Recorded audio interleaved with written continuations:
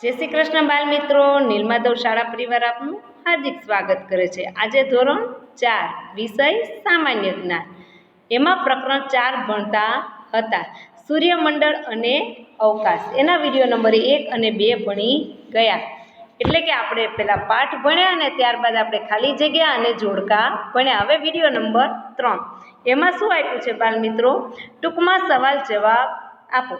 તો જુઓ, ટૂંકમાં સવાલ જવાબ કયો છે? પહેલો પ્રશ્ન, સૂર્ય એ પૃથ્વીથી કેટલી દૂર છે? તો જવાબમાં શું આવશે બાલ મિત્રો?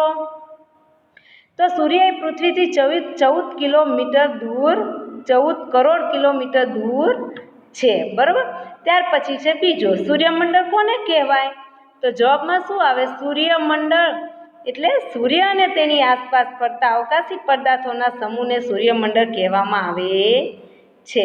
ત્યારબાદ પછીનો પ્રશ્ન, ત્રીજો પ્રશ્ન જુઓ શું છે?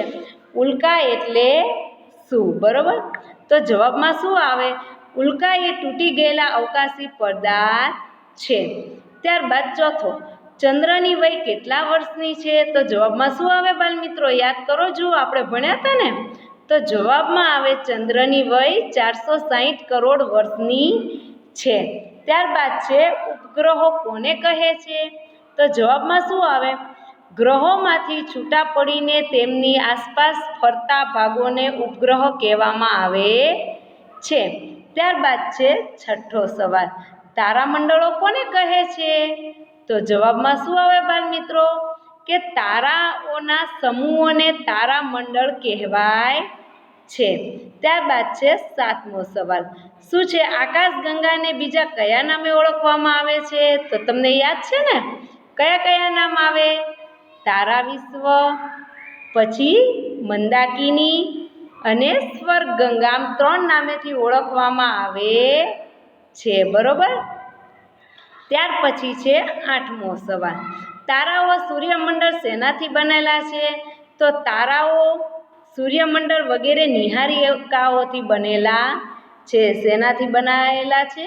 નિહારિકાએથી બનાવેલા છે, બરોબર। ત્યાર પછી છે નવમો સવાલ, કયા તારાને અચર તારો કહે છે? તો યાદ આવે છે બાલ મિત્રો, આપણે ધ્રુવનો તારો જોયો હતો, તો ધ્રુવના તારાને અચળ એટલે કે સ્થિર તારો કહેવાય છે। ત્યારબાદ છે 10મો સવાલ, ઉત્તર દિશાના ધ્રુવના તારાથી નજીક આવેલા 7 તારાઓના સમૂહને શું કહેવાય છે? તો જવાબમાં લખો, જુઓ, ઉત્તર દિશામાં આવેલા તારાઓ ધ્રુવના તારાથી નજીક આવેલા 7 તારાના સમૂહને સપ્તર્ષિ કહેવાય છે। એટલે કે ઉત્તર દિશામાં ધ્રુવના તારા, એની નજીક કયા કયા 7 તારા આવેલા છે ને, જે 7 ઋષિ પરથી નામ પડેલા છે, તે સમૂહને સપ્તર્ષિ કહેવામાં આવે છે। ત્યારબાદ છે પ્રશ્ન 4, શું છે? એક વાક્યમાં જવાબ આપો। આપણે સૂર્યમંડળના કયા ગ્રહ ઉપર રહીએ છીએ? તો જવાબ તો તમને ખબર જ છે કે આપણે પૃથ્વી ઉપર રહીએ છીએ, બરોબર। ત્યાર પછી આપણે રાત્રે આકાશમાં કોને જોઈ શકતા નથી? સૂરજ, ચંદ્ર કે તારા? તો તમને ખબર જ છે કે રાત્રે સૂરજ હોય નહીં, એટલે આપણે સૂરજને ન જોઈ શકીએ। ત્યારબાદ છે ત્રીજો, ઉદયને ઉત્તર તરફ જવું છે પણ રાત પડી ગઈ છે, તો તે કયા તારાની મદદ લઈ શકશે?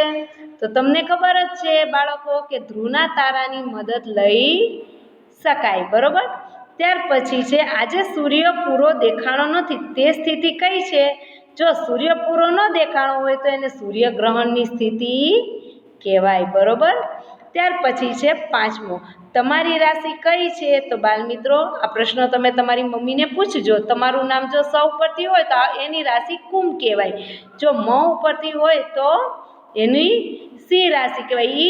એ પ્રમાણે તમારું નામ જે પરથી હોય એ તમારી રાશિ કહેવાય, બરોબર બાળ મિત્રો। તો આવું તમે ઘરે ક્વિઝ માસ્ટરમાં લખજો, બરોબર। જય શ્રી કૃષ્ણ।